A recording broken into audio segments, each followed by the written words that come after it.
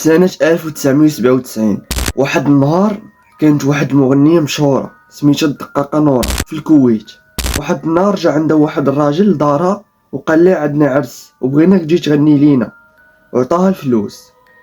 دازت الايام وهذا النهار مشات المغنية لهاد العنوان اللي عطاها الراجل، لقات واحد الفيلا زوينة وسيارات فخمة والضواء كتير، والمغنية والرفقة ديالها عجباتهم الفيلا. المهم المغنية بدات كتغني، كلشي ناضي شطح، ومنين وصلت 12 ديال الليل كلشي تغير.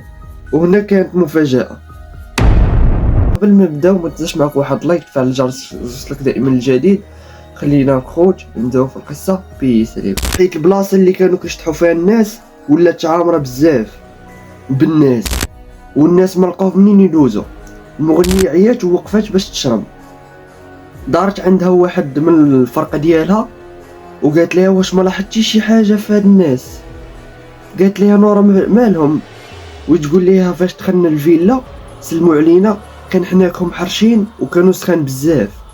نورا قالت لها غير جاب لك الله. المهم غتفوت 12 ديال الليل وغتوصل 3 ديال الليل، ولاو تيشطحوا بسرعه وتينقزوا، وكانت تطلعوا كساوي ديالهم كانوا كيطلعوا، كانوا كيشوفوا رجليهم ماشي ديال الانسان، ديال الحيوان، ماشي ناس، راهم جنون.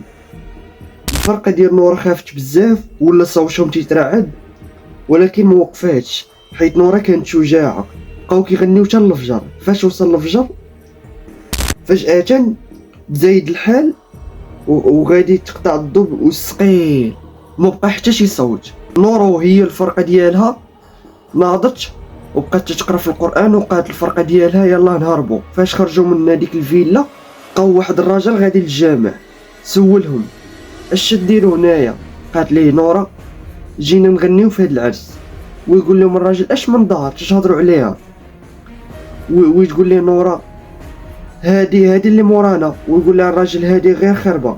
فاش غيدوروا نورو الفرقه ديالها بصح لقاوها دار مهجوره، مستحيل. هادوك اللي كانوا في هذيك الدار هم ماشي انسان، هادوك راه جنون. وهاد الدار دائما تيسمعوا في الناس الغوات. المهم هنا نورا قررت تعتزل الغناء نهائيا، حيت منين طرا لها هاد البلان هادو وهي دائما صافي مابقاش باغا تغني، اعتزلت الغناء نهائيا. تلاقاو خوت فيديو جاي، كان معكم علي، نتلاقاو في فيديو جاي. تنسى معك واحد لايك، الجرس بيوصلك دائما الجديد، الفيديو جاي باش يوصلك. نتلاقاو في فيديو جاي. بيس عليكم.